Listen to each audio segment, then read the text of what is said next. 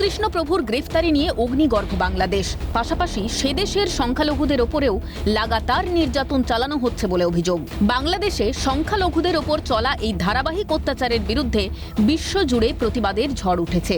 এই ইস্যুতে একাধিকবার ভারতের তরফে কড়া বার্তা দেওয়া হয়েছে বাংলাদেশের সরকারকে।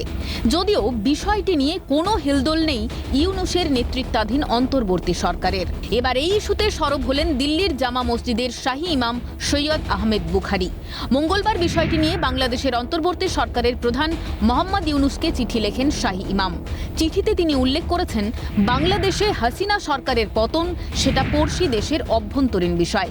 তবে হাসিনা সরকারের পতনের পর যেভাবে আওয়ামী লীগের সমর্থকদের ওপর অত্যাচার হচ্ছে সেটা ঠিক নয়। পাশাপাশি বর্তমানে বাংলাদেশে হিন্দুদের ওপর যে ভয়ঙ্কর আক্রমণ চালানো হচ্ছে তাও অত্যন্ত নিন্দাজনক।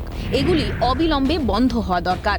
একই সঙ্গে ইউনূসকে তার নোবেল জয় এবং মানবতার কথা মনে করিয়ে দিয়ে এই ইস্যুতে দ্রুত পদক্ষেপের আবেদনও জানিয়েছেন শাহী ইমাম।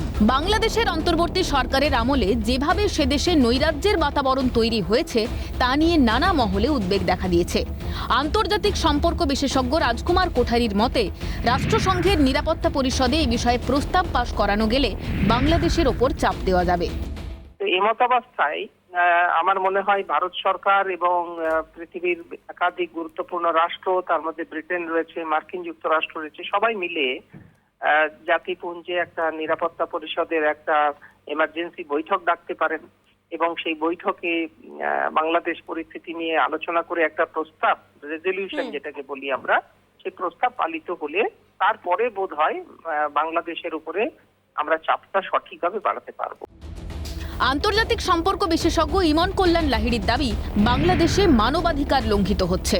বাংলাদেশে তো আইনের শাসন নেই, আইনের পতন ঘটে গেছে। কালকে যখন চিন্ময় প্রভুকে পুলিশে দোষ করেছে কি দোষ করেনি পরের কথা, তার আইনজীবীকে পর্যন্ত হুমকি দেওয়া হয়েছে, মারা হয়েছে এবং কোর্ট চত্বরে বসে আইনজীবীরা বলছে যে তার হয়ে যদি কেউ দাঁড়ায় সেটা খুব ভয়ঙ্কর হবে, মিথ্যে মামলা দেওয়া হচ্ছে। সুতরাং হিউম্যান রাইটস ভায়োলেশন হচ্ছে, 1948 declaration of human rights violation হচ্ছে।